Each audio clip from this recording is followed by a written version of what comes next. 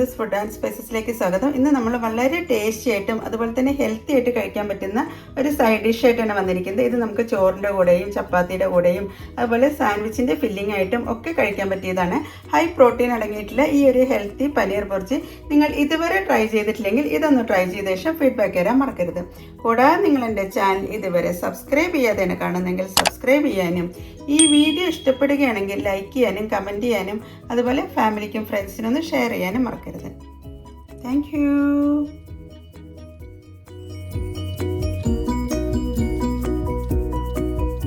പനീർ ബുർജി തയ്യാറാക്കാൻ വേണ്ടിയിട്ട് ഞാൻ 200 ഗ്രാം പനീറാണ് എടുത്തിരിക്കുന്നത്. ഇത് ഇപ്പോൾ റൂം ടെമ്പറേച്ചറിലുള്ള പനീറാണ്. ഇത് നമുക്കൊരു പാത്രത്തിലേക്ക് ചേർക്കാം. അപ്പോൾ നമുക്ക് പനീർ ബ്ലോക്കായിട്ട് വാങ്ങിക്കാൻ കിട്ടും, ഇതുപോലെ ക്യൂബ്സ് ആയിട്ട് വാങ്ങിക്കാൻ കിട്ടും. അപ്പോൾ നിങ്ങളുടെ കയ്യിൽ ബ്ലോക്കായിട്ടാണ് വാങ്ങിക്കുന്നതെങ്കിൽ ഗ്രേറ്റ് ചെയ്തെടുത്താൽ മതി. ഇതിപ്പോൾ ഞാൻ ക്യൂബ്സ് ആയിട്ടുള്ളതാണ് വാങ്ങിച്ചിരിക്കുന്നത്. ഇനി ഫ്രോസൺ പനീറാണ് നിങ്ങളുടെ കയ്യിലുണ്ടെങ്കിൽ അല്പനേരം വെള്ളത്തിനകത്തൊന്ന് ഇട്ട ശേഷം ഒരു 1/4 ടീസ്പൂൺ ഉപ്പും കൂടി ചേർത്ത് ഒരു 10-15 മിനിറ്റ് നേരമൊക്കെ വെക്കുമ്പോഴേക്കും പനീർ നല്ല സോഫ്റ്റായി കിട്ടുന്നതാണ്. ആദ്യം നമുക്ക് ഈ പനീറിനെ ഒന്ന് പൊടിച്ചെടുക്കാം. ഞാനിപ്പോൾ ഫോർക്ക് വെച്ചിട്ടാണ് പൊടിച്ചെടുക്കുന്നത്. ഇത് റൂം ടെമ്പറേച്ചറിലുള്ള ആയതുകൊണ്ട് തന്നെ പെട്ടെന്ന് പൊടിഞ്ഞു കിട്ടുന്നതാണ്. മിക്സിയിലിട്ടിട്ട് പൊടിക്കേണ്ട ആവശ്യമൊന്നുമില്ല. ജസ്റ്റ് ഒന്ന് ഫോർക്ക് വെച്ചിട്ടൊന്ന് പ്രസ് ചെയ്ത് കഴിയുമ്പോൾ തന്നെ ഇതുപോലെ പൊടിഞ്ഞ് കിട്ടുന്നതാണ്. ഇതിലിപ്പോൾ ചെറിയ കഷ്ണം വലിയ കഷ്ണമൊക്കെ കിടന്നുകൊണ്ട് കുഴപ്പമൊന്നുമില്ല. എല്ലാം ഒന്ന് പൊടിച്ചെടുക്കാം. ഞാനത് പനീരെല്ലാം പൊടിച്ചെടുത്തിട്ടുണ്ട്. ഇതിപ്പോൾ ചിലതിൽ ചെറിയ പീസായിട്ടൊക്കെ കിടക്കുന്നുണ്ട്, എന്നാലും കുഴപ്പമൊന്നുമില്ല. ഈ ഒരു രീതിയിലാണ് നമ്മൾ പൊടിച്ചെടുത്തിരിക്കുന്നത്. ഇനി നമുക്കിതിലേക്ക് വേണ്ടിയിട്ടുള്ള ബാക്കി വെജിറ്റബിൾസ് എന്തൊക്കെയാണെന്നുള്ളത് നോക്കാം. ഇതിലേക്ക് വേണ്ടി ഞാൻ കുറച്ച് വെജിറ്റബിൾസ് ഒക്കെ എടുത്തിട്ടുണ്ട്. മീഡിയം സൈസ് വലുപ്പമുള്ള 2 സവാളയാണ് എടുത്തിരിക്കുന്നത്. പിന്നെ ഒരു 2 പച്ചമുളക് എടുത്തിട്ടുണ്ട്.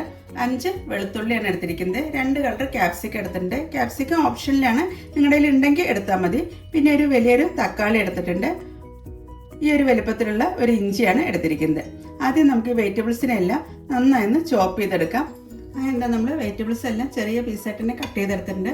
സവാള, ഗാർലിക്, ജിഞ്ചർ, അതുപോലെ തന്നെ ഗ്രീൻ ചില്ലി, ടൊമാറ്റോ വലുതൊന്ന് കട്ട് ചെയ്തെടുത്തിട്ടുണ്ട്. 2 കളർ ക്യാപ്സിക്കം എടുത്തിട്ടുണ്ട്. ക്യാപ്സിക്കം ഒക്കെ ഓപ്ഷനിൽ ഉണ്ടെങ്കിൽ ചേർത്താൽ മതി. അപ്പോൾ നമുക്ക് എങ്ങനെയാണ് പനീർ ബുർജി തയ്യാറാക്കുന്നത് എന്നുള്ളത് നോക്കാം. പനീർ ബുർജി തയ്യാറാക്കാൻ വേണ്ടി ഞാനൊരു പാൻ വെച്ചിട്ടുണ്ട്. ഇതിലേക്ക് ഞാൻ ചേർക്കുന്നത് ഒലിവ് ഓയിലാണ്. റിഫൈൻഡ് ഓയിലോ ഒലിവ് ഓയിലോ ചേർക്കാവുന്നതാണ്. കുറച്ച് ഹെൽത്തി വേർഷൻ ആയതുകൊണ്ടാണ് ഞാനിപ്പോൾ ഒലിവ് ഓയിൽ ചേർക്കുന്നത്. ഒരു 2 ടേബിൾ സ്പൂൺ ഒലിവ് ഓയിൽ ഞാൻ ചേർത്തിട്ടുണ്ട്. ഒലിവ് ഓയിൽ ഒന്ന് ചൂടായി വരുന്ന സമയത്ത് നമുക്കിതിലേക്ക് ജീരകം ചേർക്കാം. ജീരകം ഓപ്ഷനിലാണ്, വേണമെങ്കിൽ ചേർത്താൽ മതി. ഇതൊരു നോർത്ത് ഇന്ത്യൻ ഡിഷ് ആയതുകൊണ്ട് ജീരകം കൂടി ചേർത്ത് കഴിയുമ്പോൾ ജീരകത്തിൻ്റെ നല്ലൊരു ഫ്ലേവറും കൂടി ഈ ഒരു പനീർ ബുർജിക്ക് കിട്ടുന്നതാണ്. ഞാനിതാ ജീരകമൊക്കെ പൊട്ടിക്കഴിഞ്ഞിട്ടുണ്ട്. ഇനി നമുക്കിതിലേക്ക് അരിഞ്ഞു വെച്ചിട്ടുള്ള സവാളയാണ് ചേർക്കുന്നത്. ഞാനിപ്പോൾ മീഡിയം സൈസ് വലുപ്പമുള്ള 2 സവാളയാണ് ചേർത്തിരിക്കുന്നത്. ഗോൾഡൻ കളർ ആവുന്നവരെ വഴറ്റേണ്ട ആവശ്യമൊന്നുമില്ല. ജസ്റ്റ് ഒന്ന് വഴണ്ടി കിട്ടുന്നവരെയാണ് വഴറ്റിയെടുക്കേണ്ടത്. ഉള്ളിയുടെ കളറൊക്കെ ഒന്ന് മാറുന്ന സമയത്ത് നമുക്കിതിലേക്ക് അരിഞ്ഞു വെച്ചിട്ടുള്ള ഇഞ്ചിയും അതുപോലെ തന്നെ വെളുത്തുള്ളിയും ചേർക്കാം. ഒലിവ് ഓയിലിന് പകരമായിട്ട് സൺഫ്ലവർ ഓയിൽ വെച്ചിട്ട് നമുക്ക് ഈ ഒരു പനീർ ബുർജി തയ്യാറാക്കാവുന്നതാണ്. വെളിച്ചെണ്ണ ചേർക്കണ്ട, റിഫൈൻഡ് ഓയിൽ ഏതെങ്കിലും ചേർത്താൽ മതി. അതിൻ്റെ നമ്മൾ ചേർത്തിട്ടുള്ള ഉള്ളിയുടെ കളറൊക്കെ ഒന്ന് മാറി വന്നിട്ടുണ്ട്. ഈ ഒരു രീതി ആകുന്നവരെ വഴറ്റിയെടുത്താൽ മതി. ഇനി നമുക്കിതിലേക്ക് അരിഞ്ഞു വെച്ചിട്ടുള്ള വെളുത്തുള്ളി ചേർക്കാം. അതുപോലെ തന്നെ ഇഞ്ചി ചേർക്കാം. പിന്നെ ചേർക്കുന്നത് പച്ചമുളകാണ്. എല്ലാം പൊടിയായിട്ട് തന്നെയാണ് അരിഞ്ഞെടുത്തിരിക്കുന്നത്. അത് ചേർത്ത ശേഷം നന്നായി ഒന്ന് വഴറ്റിയെടുക്കാം. വെളുത്തുള്ളിയും ഇഞ്ചിയൊക്കെ മൂത്ത് നല്ലൊരു മണം വരുന്നവരെയാണ് നമുക്കത് വഴറ്റിയെടുക്കേണ്ടത്. ഉള്ളിയും വെളുത്തുള്ളിയൊക്കെ വഴണ്ടി വരുന്ന സമയത്ത് നമുക്കിതിലേക്ക് 1/2 ടീസ്പൂൺ ഉപ്പാണ് ചേർക്കുന്നത്. പെട്ടെന്ന് തന്നെ വഴണ്ടി കിട്ടുന്നതിന് വേണ്ടിയിട്ടാണ് ഉപ്പ് ചേർക്കുന്നത്. അങ്ങനെ ഉപ്പും ചേർത്ത ശേഷം ഒന്നും കൂടി ഒന്ന് വഴറ്റിയെടുക്കാം. അതിനിതാ വെളുത്തുള്ളിയുടെ ഇഞ്ചിയുടെയൊക്കെ മൂത്തൊരു മണം വരാൻ തുടങ്ങിയിട്ടുണ്ട്. ഈ ഒരു രീതി ആവുന്നവരെയാണ് നമുക്ക് വഴറ്റിയെടുക്കേണ്ടത്. ഇനി നമുക്കിതിലേക്ക് പൊടിയായി അരിഞ്ഞിട്ടുള്ള ഒരു തക്കാളിയാണ് ചേർക്കുന്നത്. തക്കാളിയൊക്കെ നന്നായി വെന്ത് സോഫ്റ്റ് ആവുന്ന രീതിയിലാണ് നമുക്ക് വഴറ്റിയെടുക്കേണ്ടത്. ഇപ്പോൾ നമ്മൾ മീഡിയം ഫ്ലെയിമിലാണ് കുക്ക് ചെയ്തുകൊണ്ടിരിക്കുന്നത്. തക്കാളി പെട്ടെന്ന് സോഫ്റ്റായി കിട്ടുന്നതിന് വേണ്ടിയിട്ട് നമുക്കൊന്ന് അടച്ചു വെച്ച് വേവിക്കാം. അതിനെന്താ തക്കാളിയൊക്കെ അടച്ചു വെച്ച ശേഷം ചെറുതായിട്ട് കുക്കായി വരാൻ തുടങ്ങിയിട്ടുണ്ട്. ഇനി നമുക്കിതിൻ്റെ വെള്ളമൊക്കെ ഒന്ന് വറ്റുന്നവരെ ഒന്ന് തുറന്ന് വെച്ച് വേവിക്കാം. അതിനുശേഷം തക്കാളിയൊക്കെ നന്നായി ഒന്നും കൂടി ഒന്ന് മാഷ് ചെയ്തെടുക്കാം. ചെറുതായിട്ടൊരു വെള്ളമയം കൂടിയുണ്ട്, അതും കൂടി മാറുന്നവരെ നമുക്കൊന്ന് ഇളക്കിയെടുക്കാം. അതിനുശേഷം നമുക്ക് ഇനി ഇതിലേക്ക് ചേർക്കേണ്ടത് പൊടികളാണ്. ആദ്യം നമ്മൾ ഇതിലേക്ക് ചേർക്കുന്നത് ഒരു 1/4 ടീസ്പൂൺ മഞ്ഞൾപ്പൊടിയാണ്. അത് കുറച്ച് വെച്ചിട്ട് വേണം പൊടികളെല്ലാം ചേർക്കാൻ. ഇനി നമ്മൾ ഇതിലേക്ക് ചേർക്കുന്നത് 1 ടേബിൾ സ്പൂൺ കാശ്മീരി ചില്ലി പൗഡറാണ്. നിങ്ങൾക്ക് എരിവ് വേണമെന്നുണ്ടെങ്കിൽ ഒരു 1/2 ടേബിൾ സ്പൂൺ കാശ്മീരി ചില്ലി പൗഡറും 1/4 ടീസ്പൂൺ എരിവുള്ള മുളക് പൊടി ചേർക്കാവുന്നതാണ്. പിന്നെ ചേർക്കുന്നത് ഒരു 1/4 ടീസ്പൂൺ പെരിഞ്ജീരക പൊടിയാണ്. ഒരു 1/2 ടീസ്പൂൺ ഗരം മസാലയും കൂടി ചേർക്കാം. ഇനി പൊടികളെല്ലാം നന്നായി വഴറ്റിയെടുക്കാം. ലോ ഫ്ലെയിമിലാണ് നമ്മൾ ഈ പൊടികളെല്ലാം ചേർത്തിരിക്കുന്നത്. ഇനി നമുക്ക് ഫ്ലെയിം കൂട്ടി വെച്ച ശേഷമാണ് വഴറ്റിയെടുക്കേണ്ടത്. അപ്പോൾ ഇത് ചോറിൻ്റെ കൂടെയും ചപ്പാത്തിയുടെ കൂടെയും ഒക്കെ നല്ലൊരു കോമ്പിനേഷനാണ്.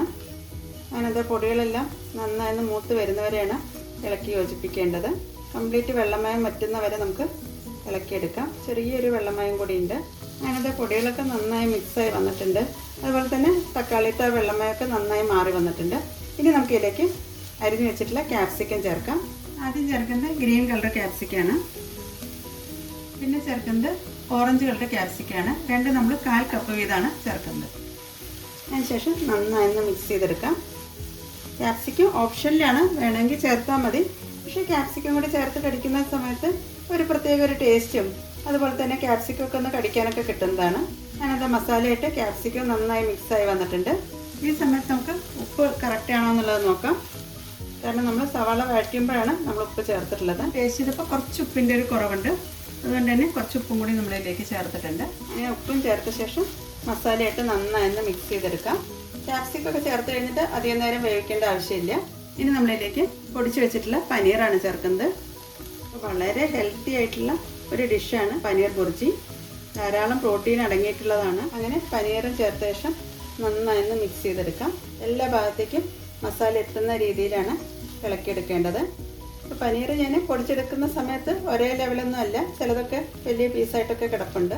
അങ്ങനെ പനീറും മസാലയിട്ട് നന്നായി മിക്സാക്കി എടുത്തിട്ടുണ്ട്. ഞാനിത് പനീറൊക്കെ ചേർത്ത ശേഷം മസാലയായിട്ട് നന്നായി മിക്സായി വന്നിട്ടുണ്ട്. 2 മിനിറ്റിന് ശേഷം പിന്നെ നമ്മളിതിലേക്ക് ചേർക്കുന്നത് മല്ലിയിലയാണ്.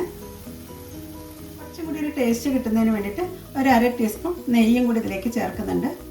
നെയ്യോ അല്ലെങ്കിൽ ബട്ടറോ ചേർക്കാം, അതൊക്കെ ഓപ്ഷനിലാണ്. ശേഷം നമുക്ക് ഇതെല്ലാമായിട്ടൊന്ന് മിക്സ് ചെയ്തെടുക്കാം. അങ്ങനെ വളരെ ടേസ്റ്റി ആയിട്ടുള്ളതും അതുപോലെ തന്നെ ഹെൽത്തി ആയിട്ടുള്ള ഹൈ പ്രോട്ടീൻ ഡിഷാണ് നമ്മൾ തയ്യാറാക്കിയിരിക്കുന്നത്.